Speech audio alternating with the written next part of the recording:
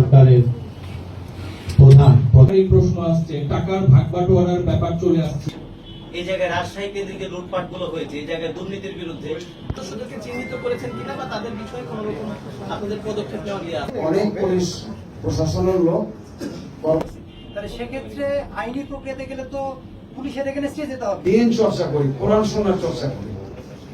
আমাদের কর্মীরা 5 ওয়াক্ত নামাজ পড়ে, জামাতের সাথে নামাজ পড়ে। আমরা মিথ্যার আশ্রয় নিই না, মিথ্যা কথা বলি না। আমরা অন্যায়ের কোন সাথে আমরা আপোষ করি না। আপনি বলতেছেন কেউ যদি আমাদের সাথে এসে আমাদের সাথে আমাদের মত হয়ে চলতে পারে, চলতে তার সংশোধন হয়, সেটা ভিন্ন কথা। কিন্তু আমরা কাউকে আনুষ্ঠানিকভাবে কোন আওয়ামী বা কোন সন্ত্রাসী গোষ্ঠীকে আমরা গ্রহণ করবো না। এই সাথে জামাত ইসলামী বিশ্বাসী নয়। আমাদের এখানে এসে তারা আশ্রয় পাবে না। কেউ যদি মনে করে তার পার্সোনালি সংশোধনের প্রয়োজন আছে, আমাদের নিয়মতান্ত্রিক ভাবে কর্মী হওয়ার যে পদ্ধতি, সেই পদ্ধতি অনুযায়ী কর্মী হবে, তার মানব সে চেষ্টা করবে, আমরা সেখানে দেখবে।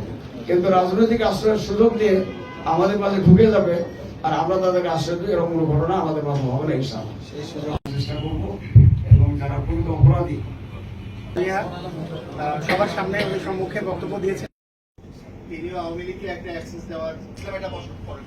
এটা তো জাতীয় নেতৃবৃন্দের জবাব দেবে। যেহেতু কোনো মামলা মধ্যে বিচ্ছিন্ন করে ফেলা হয়েছে।